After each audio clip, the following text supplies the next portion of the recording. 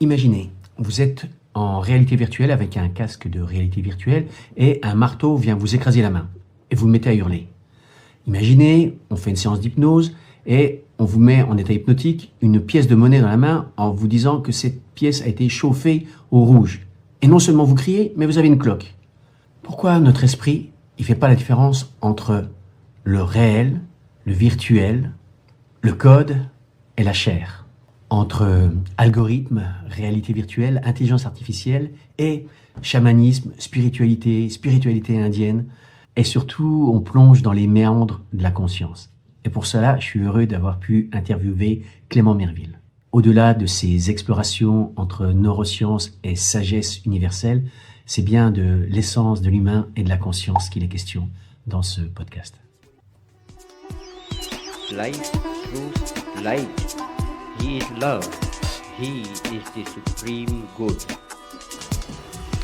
Who are you? Who are you?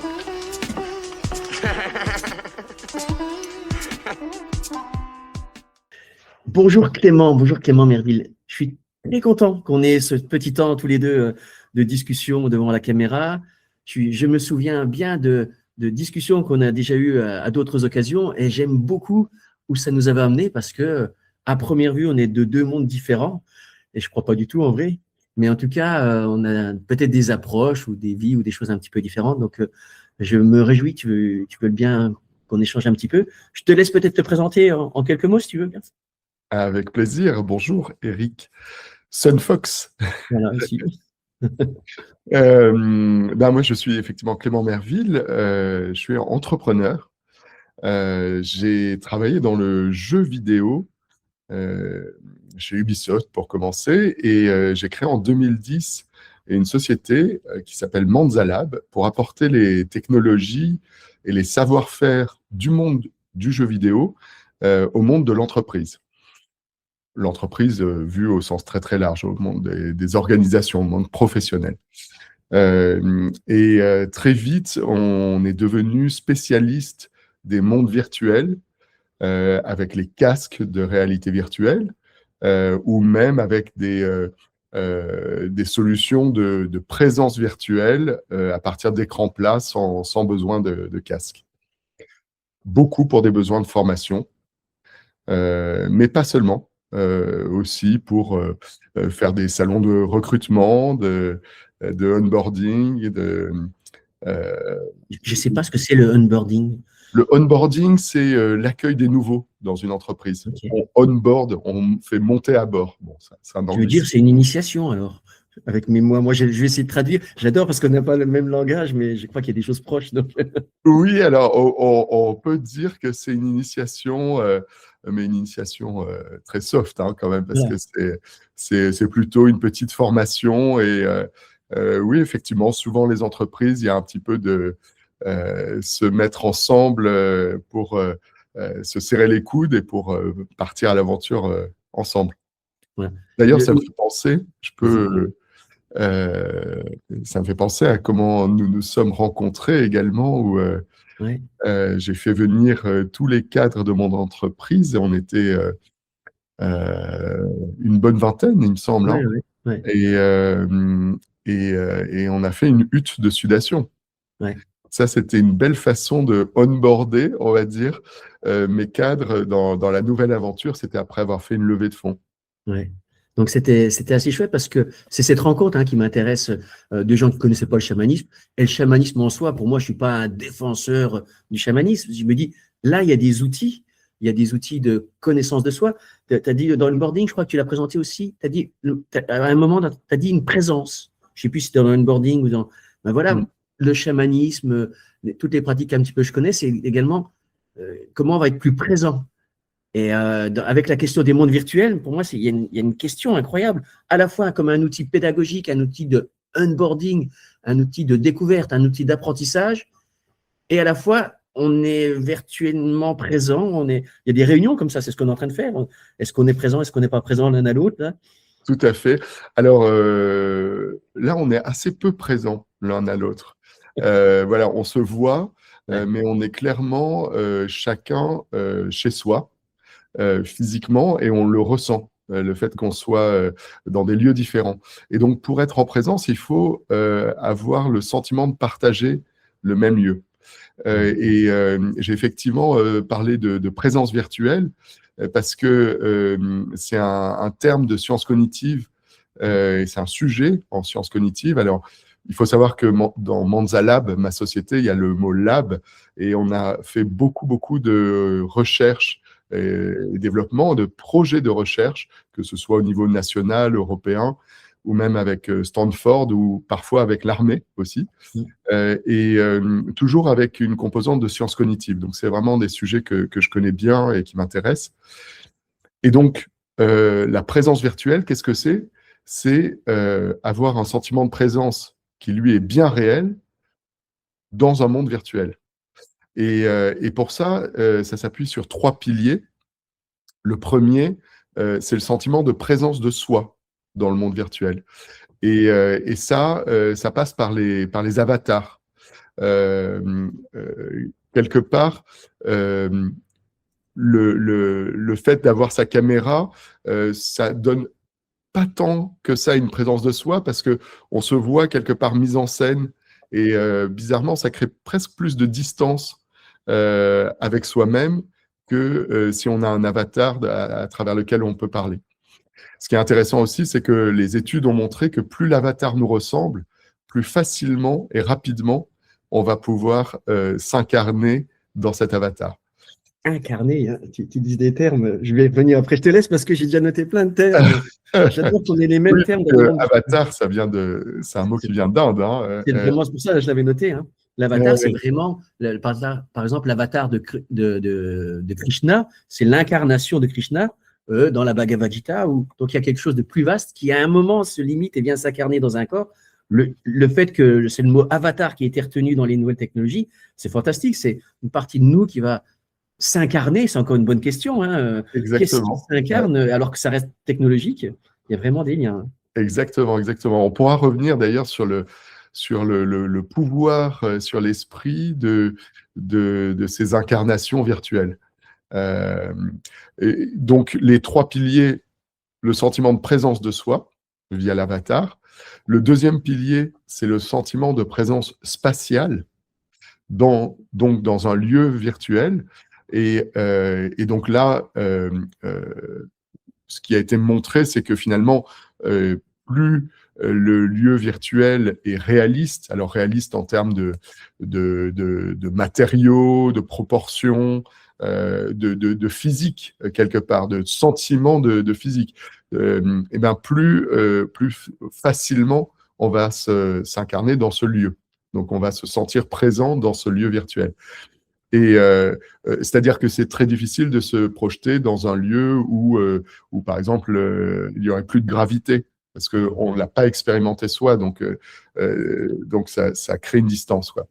Et le troisième pilier de cette présence virtuelle, c'est quasiment le plus important, c'est le sentiment de co-présence virtuelle, c'est-à-dire le sentiment d'être à plusieurs, d'être ensemble dans ce lieu virtuel. Et donc ça, eh bien, il faut que les communications soient la plus naturelle possible, la plus proche du monde réel. Par exemple, mes outils technologiques spatialisent le son. C'est-à-dire que si on se parle proche, eh ben, on s'entend comme dans la vraie vie, et si on s'éloigne, on s'entend de moins en moins.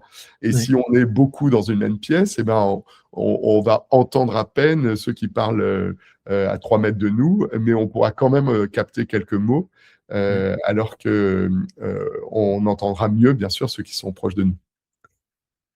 Bon, je vois tellement de liens. Ça me fait penser à un autre terme que tu dois connaître mieux que moi, qui est la sentience, je crois. C'est le sentiment de ressentir. Et là, pour moi, on est tout de suite dans le yoga, dans le tantra, qui va vraiment mettre beaucoup l'accent sur les différents sens et qui seront notre façon de nous relier à ce qu'on va appeler la Shakti ou la Prakriti, le monde incarné. Et donc, c'est bien cette énergie, matière incarnée. Donc, tu utilises le mot incarnation dans ces mondes, comment on va s'incarner dans ces mondes virtuels, et qui est toute la question aussi dans le tantra de comment on va s'incarner, mais en conscience. Et donc, on passe par les différents sens Et donc, je crois qu'il y a un des mots un petit peu en ce moment qui est la sentience, et c'est un peu une question et du monde virtuel et de l'intelligence artificielle, de savoir est-ce qu'il va y avoir une sentience et pas juste de l'information verbale en ce moment avec les modèles de langage, quoi. Oui, moi, sentience, c'est un mot que je ne maîtrise pas tout à fait, Moi non mais plus. qui évoque pour moi finalement un début de conscience artificielle, finalement. C'est-à-dire, c'est plutôt un mot que j'ai vu dans les romans de science-fiction pour parler des intelligences artificielles du futur. Ouais, Mais alors je le maîtrise pas non plus, hein. Je l'ai entendu, moi, dans le sens où, au-delà d'une intelligence, comme on dit, artificielle, qui est assez mentale et qui est de l'information, à un moment, s'il y a une perception du monde extérieur, tout comme chez l'humain, ça passe par les sens, et je ne sais pas par quoi ça passerait dans une intelligence artificielle qui permet une connexion et un ressenti. Toi, tu as utilisé beaucoup de mots, le sentiment de soi-même, le sentiment spatial, le sentiment. Donc, voilà, sentiment pour moi en tantra, c'est par exemple dans les chakras, quoi. Voilà, on passe des émotions, troisième chakra, au sentiment, quatrième chakra, qui est le cœur, et on a le sentiment d'être. Je ne sais pas si c'est le même mot, c'est toujours compliqué, mais il y a quand même des liens. Oui, oui. Alors, effectivement, quand je parle du sentiment de présence bien réel, là, c'est quasiment l'objectif de tromper le cerveau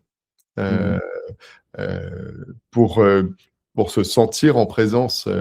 Voilà. Et effectivement, alors il y a pas mal d'expériences qui sont intéressantes où on trompe le cerveau avec des images virtuelles, mais en redonnant un contact avec le monde réel. Par exemple, dans un monde virtuel, on voit sa main comme ça, virtuelle, et elle se fait toucher comme ça, et en même temps, un opérateur la touche dans le monde réel.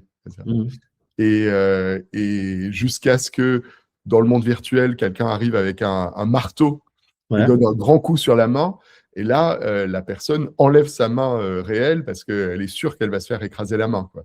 Et donc là, le cerveau a été trompé. Ouais. Et voilà. On fait ça aussi en hypnose, hein. Moi, je l'ai fait exactement la même chose en hypnose.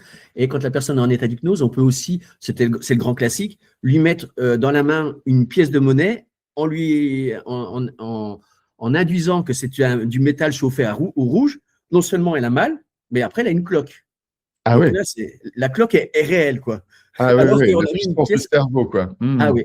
Et donc, quand tu dis tromper le cerveau, c'est vraiment intéressant pour nous parce que quelle partie du cerveau, hein, donc là, en hypnose, on voit qu'on peut passer par l'inconscient, mais l'Inde, elle fait vraiment des différences entre le mental, manas, le ahankara, la conscience de soi, qu'on appelle l'ego, mais ce n'est pas négatif, c'est bien la conscience de soi, la buddhi, qui est une sorte de, peut-être ce que nous, on appelle la conscience la plus vaste, ce qui a donné le Bouddha, mais tout ça n'est que le reflet d'une conscience plus vaste qui va être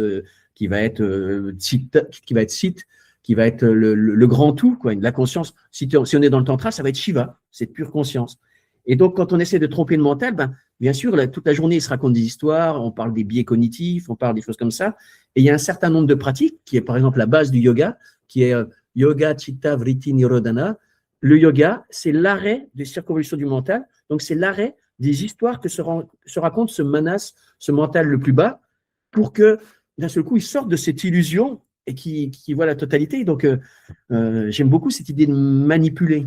On le trouve aussi dans certaines formes de thérapie, avec les plantes ou sans les plantes, où on va essayer de stopper ce qui s'appelle maintenant le réseau mode par défaut. Quelqu'un qui rumine, ou voilà, le cerveau peut être comme un muscle. Si on fait travailler toujours la même chose, on arrive toujours au même. Puis, si on arrive à mettre ça en pause, on commence à avoir une conscience plus vaste. Et donc, j'aime beaucoup cette idée de manipulation, de hacker le cerveau. C'est intéressant. Ça me fait penser ce que tu dis. Alors, je connais très mal l'Inde, donc j'écoute avec attention.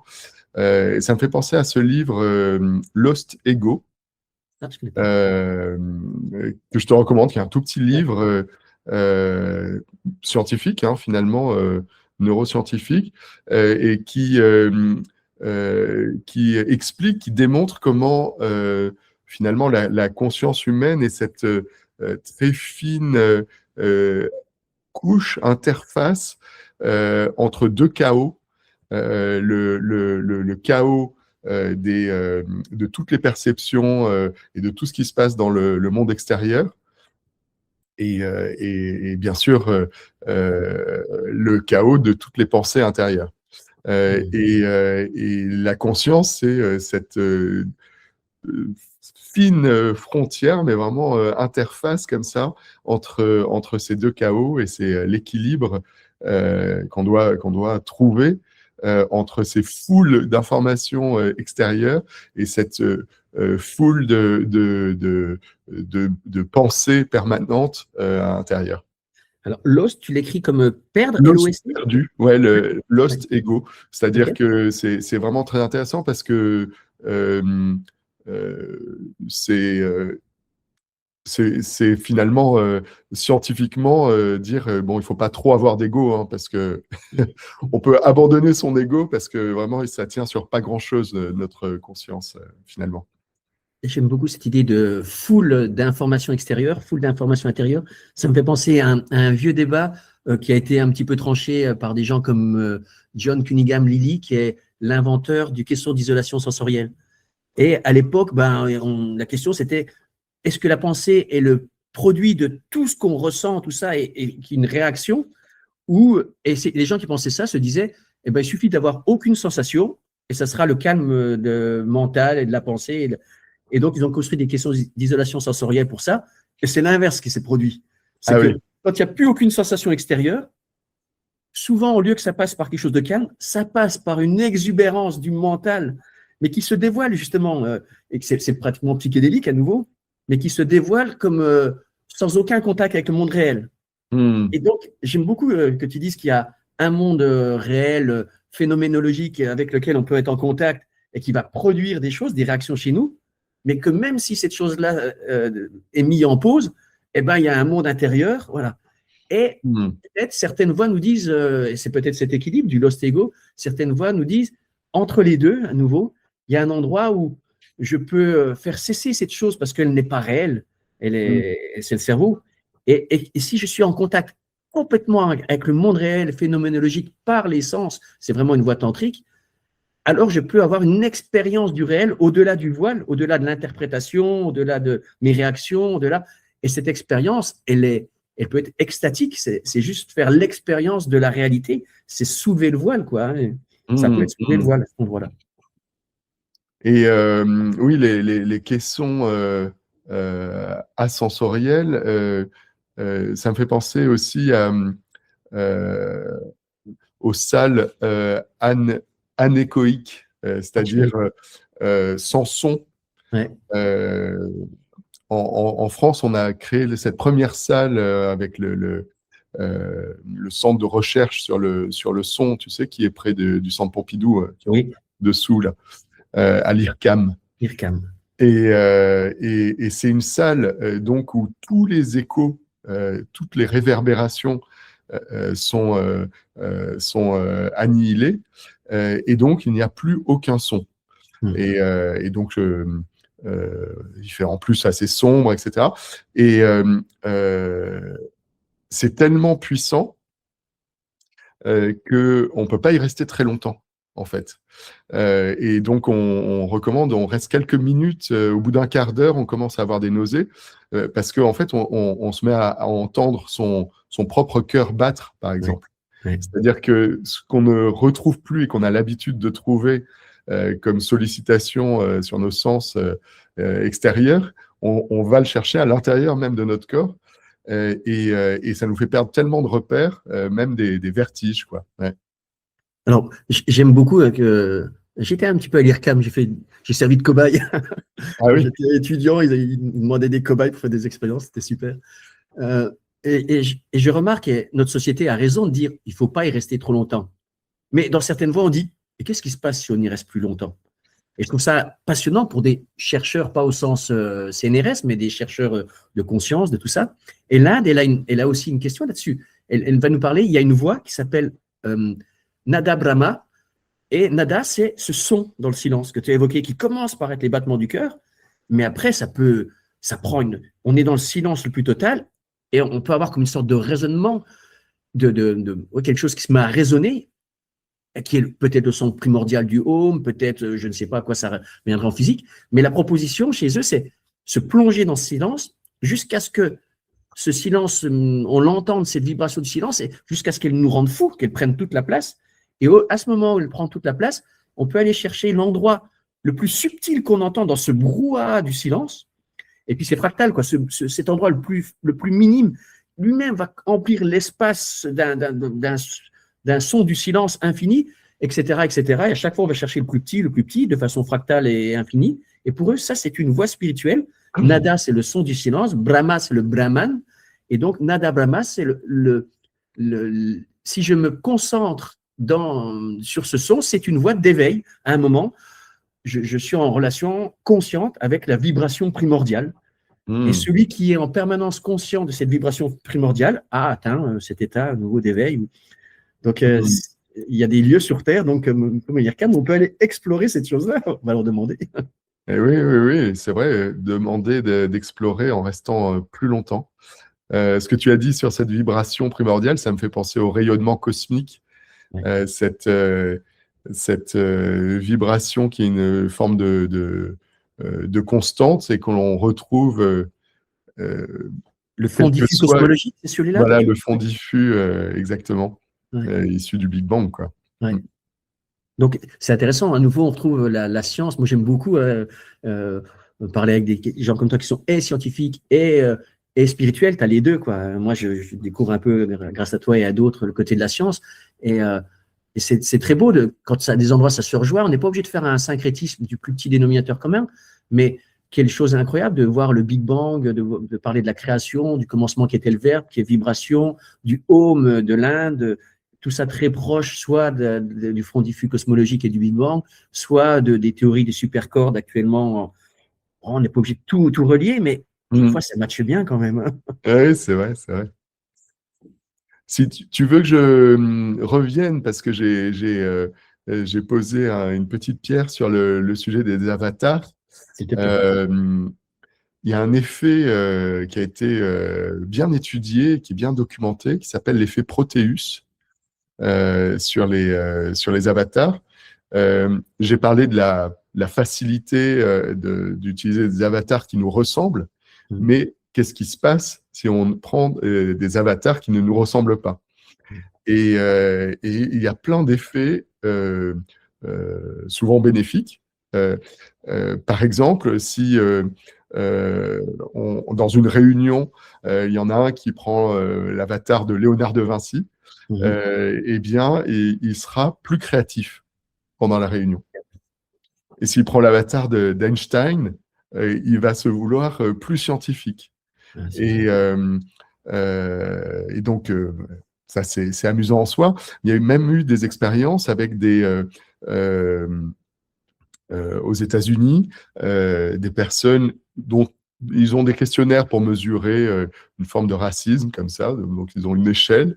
Et puis, après, ils leur donnent un avatar d'Afro-Américain. Et à la fin, ils refont le test comme ça.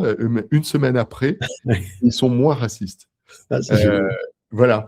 Ou bien avec des personnes obèses, ou bien un homme dans le corps d'une femme. Et à chaque fois, ça aide à se projeter, alors qu'on parle simplement d'une projection virtuelle, vraiment. Hein. Très, très intéressant. On revient à la définition presque du mot empathie, se mettre à la place d'eux. Et donc, l'expérience a l'air transformative. Du coup, moi, je me demande pourquoi j'ai pris l'avatar de Eric Marshall dans cette vie-là. C'est un peu bizarre, cet avatar-là que j'ai choisi. Qu'est-ce qu'il va me permettre? C'est pas plutôt le renard du soleil, ton avatar? Voilà. Mais tu as raison de ramener avec l'animal totem. Il y a aussi cette chose-là en chamanisme. Le rapport à l'animal totem, c'est des qualités intrinsèques reconnues dans une société, des qualités intrinsèques à un animal. Et on a déjà, c'est la poule et l'œuf, on a déjà une affinité, c'est pour ça qu'on nous nomme comme ça, ou qu'on se reconnaît, ou qu'on le rencontre. Mais en même temps, il va nous aider à développer ces qualités. Donc, c'est très proche. On va retrouver les qualités de notre animal totem dans une sorte de dialogue intérieur pratiquement schizophrénique, mais sans que ce soit Je me suis pathologique. toujours posé la question, euh, est-ce qu'on a vraiment qu'un seul animal totem et pour toute la vie? Ce qui est intéressant, c'est maintenant, on a une époque où il n'y a plus un chamanisme, il n'y a plus une tradition. Donc, moi, je dis souvent que j'ai essayé de faire croire aux autres que c'était moi qui avais raison, mais ils n'ont pas voulu. Donc, on est obligé de relativiser et c'est super parce qu'il y a des chamanismes sans animal totem, il y en a plein. Il y a des endroits où on en a un seul et c'est même pas le mien, c'est celui du clan. Voilà. Il y a des endroits où on en a un, il y a des endroits où on en a deux parce qu'il y en a un masculin et un féminin. Il y a des traditions où il y en a 7, je ne sais plus pourquoi, voilà. Donc, c'est à chaque fois c'est ce que je trouve intéressant actuellement dans les rencontres qui existent entre différentes spiritualités ou avec la science, tout ça, c'est qu'on est obligé de relativiser. On ne peut plus être dans une vérité absolue compréhensible par l'humain ou par moi en particulier qui est raison par rapport à l'autre, mais il y a des marges d'approche. Moi, je le vois comme ça. Si je le vois comme ça m'aide.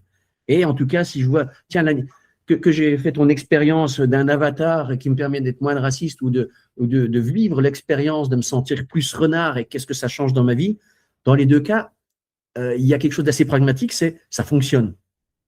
Après, pour moi, on va prendre ce qui marche. Et c'est pour ça que j'essaie de prendre toujours le meilleur des deux mondes, quoi. Même quand je dis les deux mondes, est-ce qu'ils sont en opposition?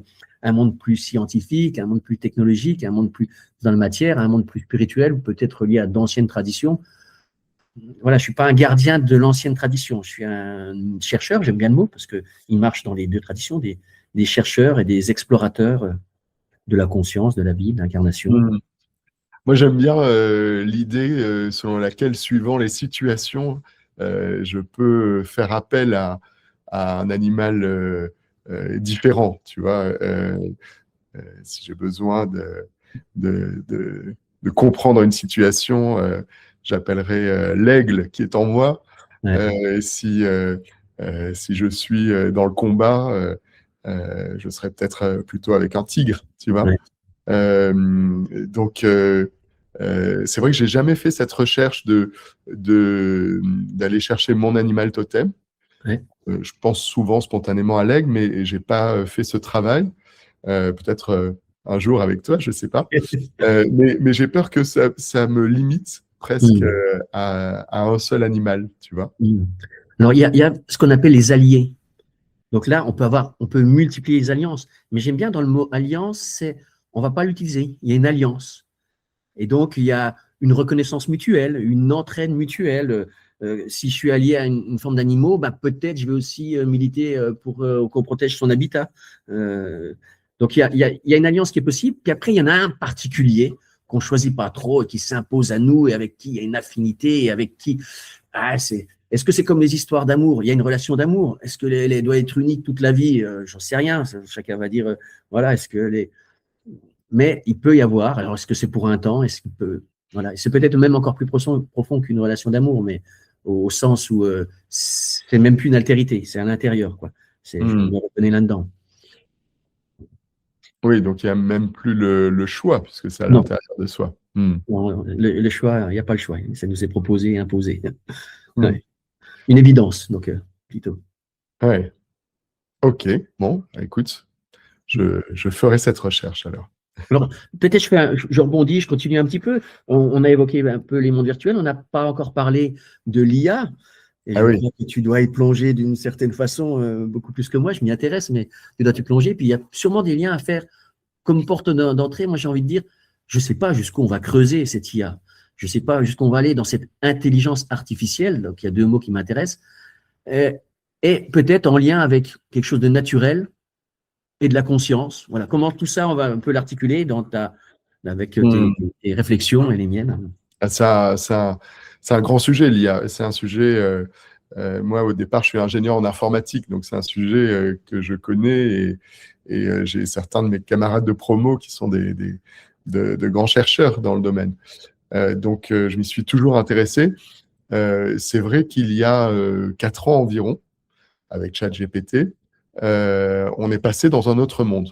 On a changé de dimension par rapport à ce qu'était l'IA jusque-là. puisque il y a ce fameux test, le test de Turing, où on se demande si on peut tromper un humain avec une IA. Et aujourd'hui, c'est plus un test, c'est-à-dire ça fait longtemps, enfin ça fait plusieurs années maintenant, que ce test est réussi par les intelligences artificielles.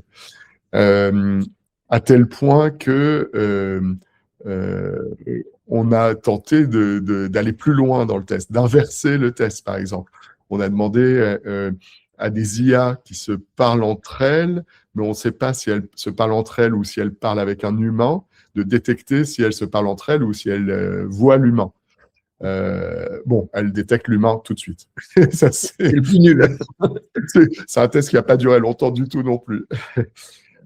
Et Du coup, on se propose un petit jeu pour les gens qui écouteront cette vidéo, c'est de savoir lequel de nous deux est une IA et lequel de nous deux est c'est un ça. humain. Où est-ce que nous sommes deux IA ou est-ce que, où est-ce que nous sommes encore deux humains? Je ne sais pas. Mais c'est vrai qu'on parle d'intelligence, et je pense qu'on peut parler d'intelligence artificielle dans le sens où aujourd'hui, ces programmes réussissent tous les diplômes américains. Les diplômes américains, les examens américains, souvent sont avec des QCM, donc c'est assez facile de les faire passer à une IA. C'est un petit peu moins rédigé que chez nous en France. Et donc, au tout début de ChatGPT, les IA passaient à peu près tous les diplômes, mais très moyens, quoi. Ils avaient 10, 12, grosso modo, comme moyenne maximum. C'était des élèves médiocres. Et là, depuis 1 ou 2 ans, non, ils ont plutôt 17-18. Ils font partie des 5% des meilleurs élèves en droit, en littérature, en économie, en mathématiques, etc., quoi. En médecine et tutti quanti. Donc, je pense qu'on peut assez légitimement, malgré ce que disent de nombreuses personnes, parler d'une forme d'intelligence. En tout cas, il y a cette intelligence finalement des diplômes qui est une des mesures d'intelligence. Voilà. Mais par contre, on est très très loin de la conscience artificielle. Tu as évoqué le mot de conscience. Là, il y a une grande marche. Et quand on se concentre, alors j'ai beaucoup travaillé avec le professeur Stanislas Dehaene, qui est le grand professeur de sciences cognitives en France, hein, et qui a écrit le code de la conscience. Et donc, tout se passe dans le cortex néofrontal. C'est là qu'est le siège de la conscience, tel qu'on l'a défini scientifiquement. Oui. Et, on va discuter là. Oui, bien sûr. Bien sûr. Et donc, il manque aux intelligences artificielles déjà une forme de mémoire de travail permanente, et qui est l'endroit où se formulent des objectifs, des pensées qui deviennent des objectifs. Donc, on se projette dans le futur et on veut creuser donc une pensée et on le fait soi-même. On parlait toujours de nos bruits mentaux, hein, de toutes ces pensées, mais il n'y a pas que du bruit inutile, il y a aussi tout ce qu'on souhaite planifier et tout ce sur quoi on réfléchit. Hein, réfléchir, c'est donc c'est comme la lumière qui se réfléchit, c'est qu'on garde une pensée en tête pour la faire rebondir et pour la travailler et pour l'améliorer et pour en extraire quelque chose de nouveau, quoi. Et donc, il manque ça. Et il manque, je crois que tu l'as dit tout à l'heure, il manque aussi l'interface avec le monde sensible et cette représentation du monde qui pourrait donner une conscience au moins artificielle, au moins une conscience que l'on pourrait comprendre. Parce que là, c'est vraiment une approche très anthropocentrée, hein, de vouloir refaire une conscience un peu comme la nôtre. Mais on pourrait imaginer que sans l'interface avec le monde sensible, on pourrait déjà créer des consciences totalement artificielles qui restent dans le monde numérique quelque part. Je trouve ça passionnant parce qu'on arrive à des limites et ça va très vite. Et donc, les questions philosophiques qu'on se pose là, elles vont être tranchées, je crois, assez prochainement. Puisque je te rejoins, il n'y a pas de doute là-dessus, sur l'expansion en quelques années de l'intelligence. Voilà, ils ont 17, très bientôt, ils seront meilleurs que tous les humains dans tous les domaines. Donc, je crois que c'est l'AGI, la super intelligence, voilà, qui dépassera tous les humains dans tous les domaines. OK, mais à cet endroit-là, et j'entends bien que ce spécialiste de la cognition évoque le néocortex, tout, mais pour moi, à ce moment-là, on a deux questions incroyables qui arrivent, deux questions philosophiques et spirituelles qui arrivent. La première, c'est toujours la question du cerveau.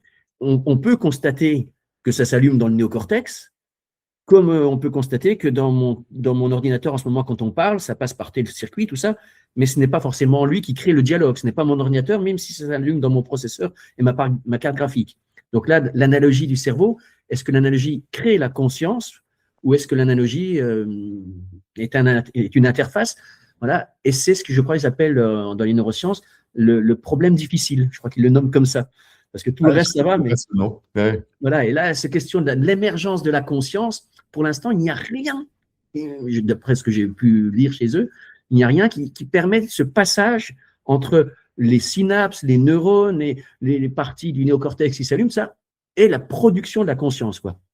Et donc, ça pose une deuxième question un tout petit peu plus vaste qui est, j'ai perdu, la question de, est-ce que c'est la complexité, on le voit avec les data centers immenses, qui peuvent emmagasiner l'ensemble de la connaissance humaine et donc qui ont un niveau d'intelligence à un certain niveau complètement incommensurable. Mais est-ce que c'est la multiplication de la complexité et de l'information qui crée de la conscience? Nul doute que ça crée de l'intelligence, au sens où on l'entend, mais dans mon petit schéma de tout à l'heure, ça crée du manas, ça crée donc manas mental, ça crée de la connaissance à un niveau de complexité incroyable. Est-ce que ça crée de ahankara, une conscience de soi? Je ne sais pas, elle peut être imitée. Mais est-ce qu'elle existe? C'est ce qui va être compliqué. Et est-ce que ça crée la buddhi, la conscience la plus subtile? Bon, voilà, on arrive à la question pour moi, qui est la question du post-matérialisme. Il ne s'agit pas de revenir à post-rationalisme. Il ne s'agit pas de revenir à des croyances ancestrales et à des croyances, des superstitions et des choses comme ça. Super, allons plus loin encore là-dedans. Mais est-ce qu'à un moment, ça ne peut pas s'arrêter de dire, voilà, il y a une connaissance infinie, il y a la somme mais cette somme de la connaissance humaine et plus loin, parce qu'il peut continuer à chercher, n'est que de la connaissance, et dans ce cas-là, ça reste, dans l'image indienne, ça reste de la prakriti, ça reste de l'information, là, ça reste des cerveaux, ça reste du silicium, ok, on passe du carbone au silicium, pourquoi pas, mais ça reste de l'incarnation de l'information. Et peut-être cela n'est pas la conscience. Il y a peut-être une conscience un petit peu plus vaste. Vraiment, dans les visions indiennes, j'aime bien comme ils ont découpé. Et à première vue, pour eux, si on inverse cette chose-là, la conscience est première. Et la conscience, c'est très présent dans le Samkhya, la conscience, petit à petit, devient matière, jusqu'au silicium. Donc, elle a besoin de support, de forme, mais ce n'est pas là que c'est créé. Oui, alors là, c'est une sorte de cœur de sujet spirituel là, Ouais. que tu évoques. Effectivement, dans l'approche que je t'ai décrite, c'est une approche rigoureusement scientifique qui définit la conscience telle qu'elle est définie en médecine. Par exemple, un des sujets importants, c'est quand quelqu'un est en état de coma long, état végétatif, est-ce que la personne est encore consciente ou pas? Ouais. Et donc, avec certains stimuli, qu'est-ce qui se déclenche et est-ce qu'il y a certaines ondes cérébrales, dont en particulier la P400, qui est l'onde donc qui se déclenche 400 millisecondes, donc presque une demi-seconde après le stimulus, pour comme une vague retour comme ça dans le cortex, qui est le marqueur principal de la conscience. Alors effectivement, vraiment, on parle de conscience en termes médicaux là, avec des conséquences réelles, puisque si on peut prouver qu'une personne n'est plus consciente avec un état végétatif long, eh bien, on peut légitimement penser à l'euthanasie. Voilà. Ouais. Alors que si il y a toujours une conscience, là, on parle de personnes en lockdown ou lock-up, qui sont donc enfermés dans leur corps. Ouais. Mais quand on arrive parfois quand même à envoyer certains stimuli, on voit que le cerveau répond, hein, en conscience, quoi. Ouais. Vous voyez, quand je sais pas, moi je connaissais Lock-in, mais c'est sûrement un petit peu autre chose, mais c'est assez proche. Non, je pense que c'est Lock-in, ouais, ça doit être ça. Ouais. Il y avait ce Français qui était simplement paraplégique, mais qui a écrit un livre complet. Il pouvait juste bouger les yeux. Ça s'appelait le scaphandre et le papillon. Il se sentait dans un corps scaphandre qui ne pouvait plus bouger. Hein, et juste en bougeant les yeux, il a pu écrire tout un livre. Donc peut-être c'était le Lock-in. Ouais. Et alors, tu as parlé de Carbone et Silicium. C'est une très bonne bande dessinée. Je te recommande sur l'intelligence artificielle. Carbone et Silicium. Et c'est vraiment intéressant parce que c'est une vision comme ça, finalement, d'intelligence artificielle, ou qu'on pourrait dire de conscience artificielle, qui s'incarnent dans des corps et qui peuvent changer de corps. Et donc qui peuvent durer des siècles, quoi. Mais ça rejoint ta question du coma. Est-ce que l'éthique d'une société dit on peut débrancher parce que c'est un coma où il n'y a plus de conscience, ou on ne peut pas débrancher? La vision indienne qui me paraît assez proche, c'est dans le Yoga Nidra, qui est des fois traduit un peu rapidement par yoga des rêves. C'est un endroit où on peut explorer d'abord l'état de veille, dans lequel toi et moi sommes à peu près en ce moment. Il y a un état de sommeil dans lequel il y a les rêves et tout ça. Et puis, cet état le plus profond, eh bien, c'est pratiquement inversé dans cette vision-là, parce que c'est l'endroit où la conscience est pure, débarrassée justement des vaguelettes du mental et de l'identification à soi-même et de tout ce flux d'informations. Donc là, pour nous, on dit, et il y a peut-être un lien, pour nous, on dit, ah, cet état-là, si c'est vraiment un sommeil très profond ou un coma très profond, il n'y a plus la personne, donc on peut décider qu'on peut euthanasier cette personne. Dans la vision du yoga, on pourrait croire que c'est opposé, parce qu'on pourrait dire, là est la véritable conscience, je vais un peu vite, mais là est la véritable conscience qui n'est plus limitée par le corps, occupé par le mental qui raconte le petit singe fou qui tourne dans la tête. Donc on pourrait croire que c'est l'endroit… mais on pourrait croire que c'est le contraire, et en même temps, peut-être que c'est intéressant parce que tu as dit, la personne n'est plus là, donc peut-être qu'on peut euthanasier. Donc peut-être oui, la personne n'est plus là, la limitation de la pure conscience. Et donc, c'est toutes les questions qu'on retrouve dans tous les chemins spirituels, à un moment de dépassement de l'ego, d'aller au-delà de l'ego, notamment avec les plantes antéogènes et psychédéliques. Il y a un moment où la goutte d'eau retourne dans l'océan. Donc, peut-être c'est le moment de débrancher, parce que la goutte d'eau, ça ne veut pas dire qu'il n'y a plus de conscience, mais elle est plus limitée à une petite personne dans un petit corps et un petit cerveau, peut-être. Oui. Ça rejoint un petit peu le lost ego dont je te parlais. C'est une forme de dissipation de l'ego, de sa propre personne pour rejoindre une forme de conscience plus vaste. Là, quand même, par rapport au coma, il faut bien se dire qu'on parle malheureusement de personnes où il n'y a plus d'activité cérébrale réellement, hein. Donc c'est vraiment pas, je pense que c'est pas souhaitable. Par rapport à ce que tu dis sur les approches psychédéliques mais avec du sens, hein, avec des plantes qui donnent du sens, où là, déjà, c'est sur un temps limité. Enfin, j'espère, je crois qu'il n'y a jamais de... Il n'y a pas de problème de personnes qui partent pour toujours, non? Je ne sais pas. Si.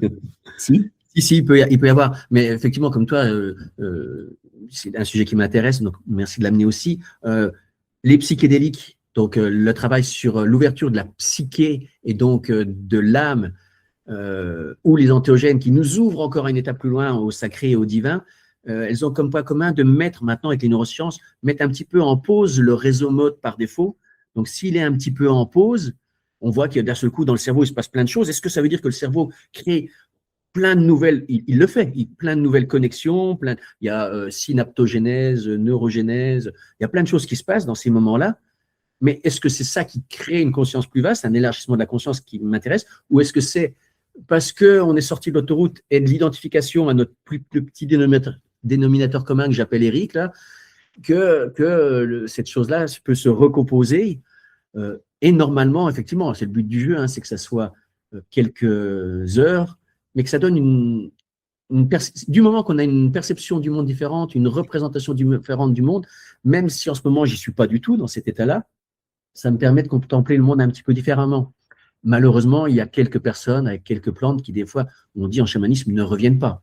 Donc, il faut aussi faire attention à ça. Voilà, avec des plantes comme la datura, la médecine va dire, voilà, ils sont dans la folie complète, ils ne sont jamais revenus. Voilà, ils ont fait une décompensation et bon, voilà, peut-être qu'ils ne reviennent pas. Oui, donc ce que tu dis, c'est que si c'est bien fait, on revient et on en garde quelques souvenirs qui nous permettent de voir le monde différemment. C'est mes amis neuroscientifiques, là, malheureusement, en France, c'est toujours très interdit, y compris pour la recherche. Et donc, alors que ce sont des sujets qui les intéressent profondément pour comprendre le fonctionnement du cerveau et pour aller plus loin, hein, sur nos sujets de conscience, par exemple.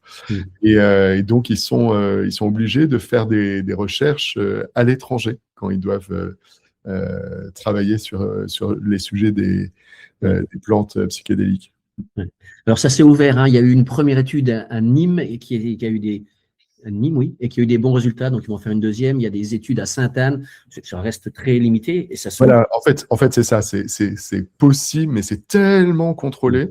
Il y a tellement de barrières. Et puis, comme c'est considéré comme une drogue, je crois, hein, en France. Oui, complètement, oui. Voilà, donc la possession doit être déclarée, ça doit être protégé, etc. Enfin bref, c'est des tonnes de barrières administratives et pratiques qui empêchent de bien travailler sur le sujet. Et puis, on arrive donc avec ces obligations, s'ils arrivent à travailler, ils sont obligés d'être dans des protocoles tellement précis que pour moi, ils ne peuvent pas. Ils cherchent, voilà, ils cherchent ce qu'ils cherchent, ils cherchent avec des œillères ou avec un laser. Donc, c'est très bien, un laser, c'est très précis, je ne le dénigre pas. Mais du coup, quand on cherche comme ça, on ne peut pas avoir accès à l'ensemble, quoi. Je sais que dans des protocoles, il faut que ça soit bien sûr, que ça puisse se répéter, leurs protocoles. Mais si en chamanisme et ailleurs, puisque c'est plus un art qu'une technique, eh bien sûr, la personne qui guide, par ses interactions, va proposer des univers complètement différents, des expériences complètement différentes. J'entends bien qu'il faut que ça se répète avec la science, mais ce qui se répète ne concernera qu'une toute petite partie de l'exploration possible, quoi. Donc, oui, c'est un sujet difficile à scientifiser. Oui, je ne sais pas si le mot existe, à rationaliser, à transformer en expérience scientifique. Ouais. C'est toute la question. Tu dis que c'est difficile à scientifiser et à rationaliser. Et pour moi, c'est là la question du post-matérialisme et du post-rationalisme qui dit non, à un moment, non seulement c'est difficile, on ira très loin, c'est super. Il y a des thérapies psychédéliques qui sont en train d'apparaître et c'est super par rapport à des tas de traumatismes, c'est super.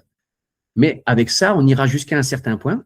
Et puis, dans une vision soit de spiritualité indienne, soit de chamanisme traditionnel avec des plantes psychédéliques, entéogènes, des plantes maîtresses, à un moment, on dit, bon, il va falloir s'arrêter là mais après, laisser d'autres personnes continuer des explorations qui ne sont plus de l'ordre du rationnel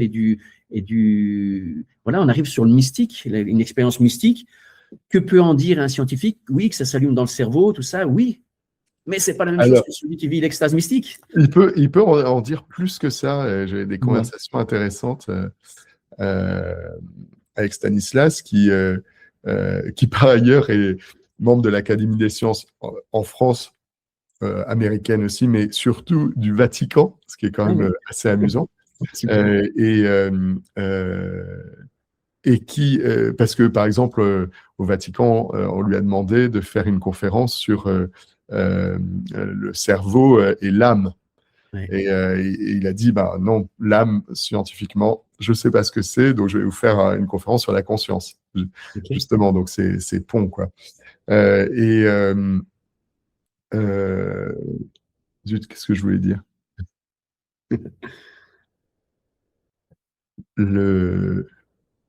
Je parlais d'expérience mystique, je ne sais pas si c'est la suite de Oui, ça. oui, voilà, merci. Donc, aujourd'hui, on sait localiser dans le cerveau la zone qu'on pourrait appeler la zone de Dieu, dans le sens, la zone du besoin de spiritualité ou du besoin de mysticisme. Et donc, il y a une zone comme ça qui, pour un athée comme moi, serait, est la zone de la création de Dieu. C'est-à-dire que on a besoin dans notre cerveau d'expliquer l'inexplicable. Et à tout moment, même aujourd'hui, et dans notre monde effectivement hyper scientifique et rationaliste et matérialiste, on a encore de l'inexplicable. Et donc, c'est depuis cette zone qu'on crée des hypothèses, finalement, qui créent le côté mystique, quoi.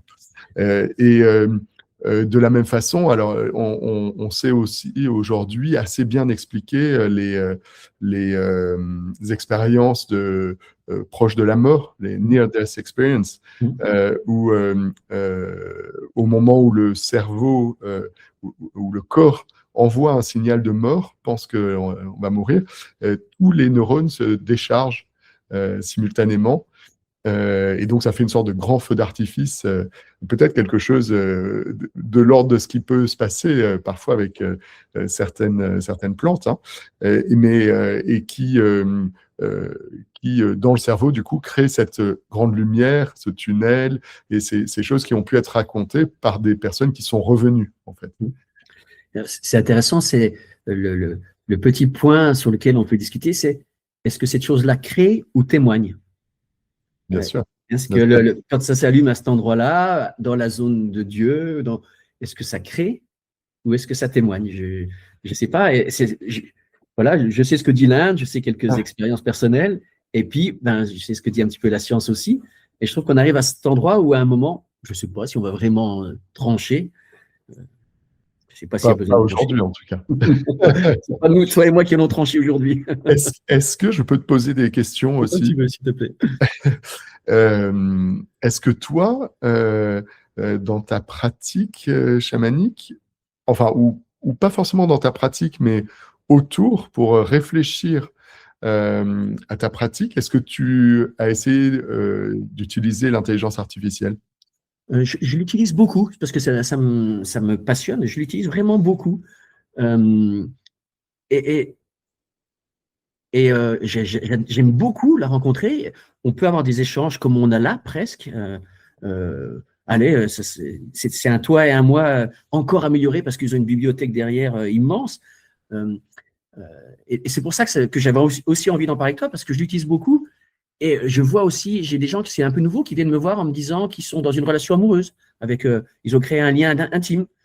Et on est dans le film Her, hein, c'est des questions qui se posent forcément. Quelle relation on va avoir avec? Donc moi, je l'utilise beaucoup.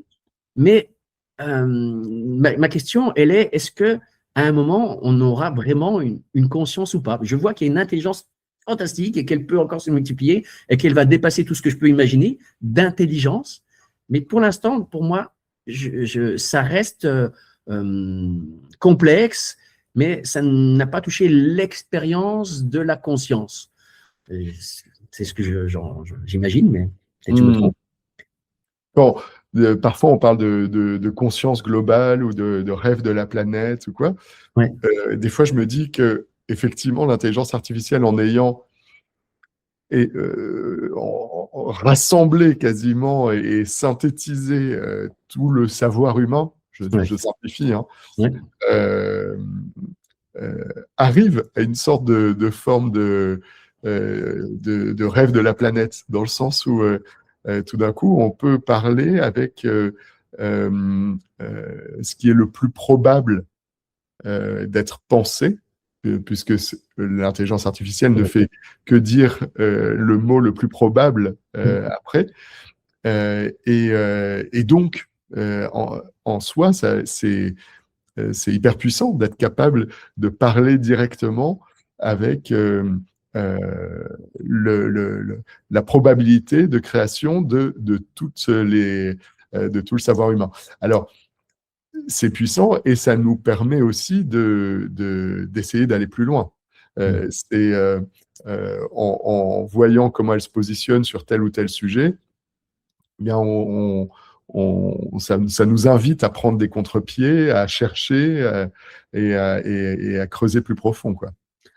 Cette somme de l'intelligence humaine et des savoirs humains, peut-être qu'il y a un lien avec ce que on rejoint un grand théosophe aussi, je ne sais pas comment on dit, non, Teilhard Desjardins, qui parle lui de la noosphère, et c'est un peu cette sphère de la pensée humaine.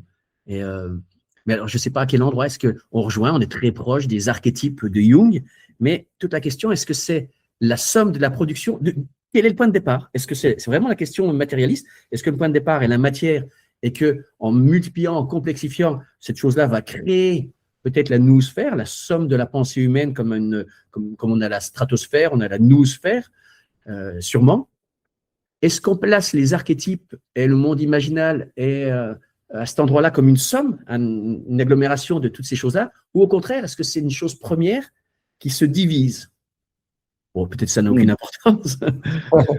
Oui, non, mais tu parles toujours de cette origine, enfin, de qu'est-ce qui est préalable, finalement. Et ça reste une question fondamentale. Je pense qu'on est déjà dans la noosphère, quelque part. Oui, forcément, oui. Ce qui est un tout petit peu inquiétant, parce qu'on est toujours inquiet face à l'IA. J'aime pas tellement ce mot, mais on va dire là où il faut faire attention, néanmoins, c'est que petit à petit, c'est plus du savoir humain qui est absorbé par les intelligences artificielles, c'est du savoir généré par les intelligences artificielles. Et donc, que ce soit d'ailleurs dans le monde des images ou dans le monde du langage, du texte. Et donc là, on a une sorte de boucle de rétroaction qui est négative dans le sens où la capacité de production d'une IA de texte est infinie, on le voit chaque jour. Et donc, la proportion d'humanité diminue. Et donc, logiquement, voilà, si on ne fait pas attention à ce qu'on lui donne comme nourriture, finalement, eh bien, on va s'éloigner de la noosphère quelque part. On va rentrer dans des sortes de boucles de pensée toujours les mêmes quelque part. Enfin, c'est intéressant pour moi, ça rejoint la question du réseau mode par défaut dans ce qui se passe en l'humain, et ça rejoint surtout une version du travail de Jung où il y a 4 façons d'être au monde pratiquement. Une première façon qui est la sensation, mais c'est ce qu'on évoquait tout à l'heure, voilà, les sens, voilà, et peut-être la robotique qui y amènera, mais en tout cas, pour l'humain, d'être vraiment connecté au monde matériel, physique. Ensuite, il y a les émotions et les sentiments, mais là, il y a un risque que ça tourne en rond. Et puis ensuite, il y a les idées, le monde des idées, le monde mental, mais là, il y a aussi un risque que ça tourne en rond. Donc, ce que tu viens de me dire sur l'IA auto-récursive qui s'auto-alimente, peut-être c'est à cet endroit-là, mais c'est présenté comme un risque. Et puis, pour Jung, il y a une dernière façon, c'est l'intuition. Et là, l'intuition, elle nous connecte à ce que moi j'ai évoqué tout à l'heure, la conscience pure, Shiva en Inde. Et j'entends bien que ça peut tourner en rond et qu'il n'y a plus de rapport au réel. On rejoint la question du monde virtuel, hein, ou de la Maya en Inde, du monde illusoire, quoi. Et tout un travail, souvent dans ces voies-là, ce n'est pas un travail de développement de quelque chose, ni de l'ego, ni de développer des compétences supplémentaires, c'est d'enlever ce voile qui peut être, je tourne en rond de mes émotions, je tourne en rond dans mon mental, aussi génial soit-il, aussi boosté soit-il à l'IA, mais je n'ai pas accès encore ni au monde réel, peut-être de la sentience que j'ai mal expliqué, mal compris tout à l'heure, ou au monde de la pure conscience, avec l'intuition. Là, il y a une possibilité, ce qu'il appelle, lui, intuition, une connexion. L'intuition, c'est un concept vraiment intéressant.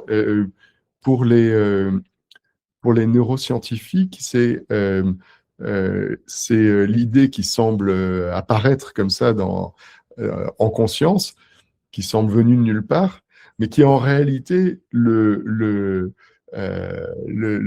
résultat d'un process avec des milliards de neurones qui peuvent être sollicités. Et il y a toute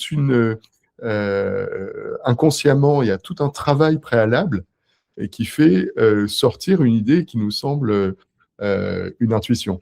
Et en fait, c'est notre travail, notre extraordinaire cerveau qui a déjà pré-extrait, pré-traité ce qui nous semble la meilleure. Et c'est pour ça que souvent, on dit suivez votre intuition, parce que souvent, elle est juste, en fait. Et c'est pour ça aussi, souvent, quand on a une intuition et on se dit mais quand même, je ne vais pas me fonder juste sur une intuition, on essaye de rationaliser, on réfléchit, on fait des critères, etc. Et puis à la fin, on retombe dessus. On se dit, finalement, c'était pas si mal comme idée. Voilà. Pour moi, il faut faire assez confiance en ses intuitions parce que, en réalité, le cerveau a beaucoup travaillé dessus avant de nous la livrer comme ça. J'entends complètement l'idée d'intuition comme mais quelque chose d'inconscient, mais qui a eu un travail derrière énorme, qui a été cherché sans qu'on en soit conscient, et puis qu'après il nous amène juste le résultat. J'ai aucun doute sur celui-là, et merveilleux d'écouter nos intuitions. Peut-être, sous forme des questions, c'est pour ça que le mot compliqué, intuition, c'était vraiment au sens jungien et pas au sens commun. Peut-être y a-t-il aussi alors c'est la différence, moi je fais souvent la différence entre le rêve et le songe. Le rêve, de la même façon, d'un point de vue peut-être neuroscientifique, peut-être d'un point de vue freudien, va être l'assimilation de tout ce qui s'est passé dans la journée, mélangé avec mes histoires à moi, et ça me ressort sous forme symbolique, plein de choses, tout ça. Oui, mais de temps en temps, il y a un songe, peut-être. Et le songe, c'est quelque chose d'extérieur qui vient sous forme d'un ange, si c'est nos croyances, sous forme quelque chose d'extérieur. Alors, est-ce que le songe est juste un rêve particulier, ou est-ce qu'il y a une différence vraiment fondamentale entre la production du rêve de l'individu et le songe, qui est cette connexion avec quelque chose d'extérieur, à nouveau le monde imaginal chez Henri Corbin, à nouveau les mythes, à nouveau l'infini sous quelque forme que ce soit, et des intermédiaires, quoi. Bon. Mais c'est toujours la question de la limite de l'individu et de plus vaste. Oui. Et de l'origine, en fait. L'origine des pensées extérieures à nous ou purement matérialistes intérieures, quoi. Alors, il y a une chose que je suis sûr, c'est qu'on ne va pas trouver la réponse, toi et moi, aujourd'hui, la réponse définitive. Oh. Et tant mieux. Est-ce que tu as d'autres choses que tu veux relancer ou conclure? J'ai l'impression qu'on a déjà Oui, écoute, ça va. Pour aujourd'hui, c'est pas mal. C'est bien.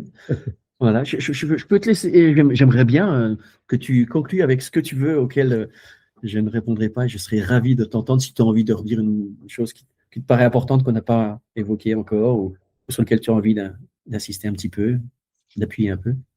Écoute,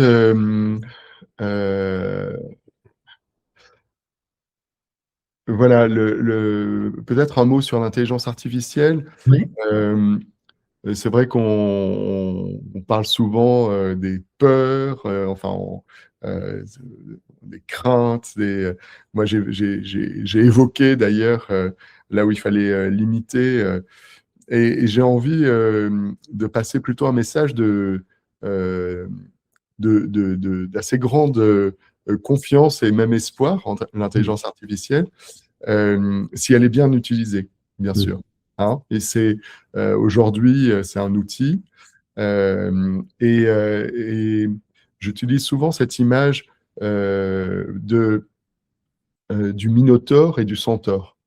Et donc, le centaure, c'est un humain avec un corps de cheval. Donc, il est hyper puissant. Et ça, c'est le bon usage de l'intelligence artificielle. On garde son humanité et on décuple notre puissance grâce à l'outil. Mais attention de ne pas devenir des minotaures où là, on a déporté notre humanité dans la machine, et donc et on n'a plus qu'un corps qui suit une tête monstrueuse. Tu vois. Et là, je pense par exemple aux chauffeurs des fois de Uber ou quoi qui suivent le plan et qui peuvent faire des fois 3 fois la boucle parce qu'ils ne regardent pas qu'il y a des travaux ici et qu'il faut tourner. Ils sont totalement assujettis à l'intelligence artificielle de la géonavigation, tu vois. Et donc, ils sont devenus des minotaures, malheureusement. Très belle image. Très belle image. Voilà, je me plais beaucoup qu'on termine là-dessus avec et de l'espoir et de la vigilance. Très bien, merci. Merci Clément d'avoir ouvert si largement tout ça. Merci beaucoup. À bientôt. À bientôt.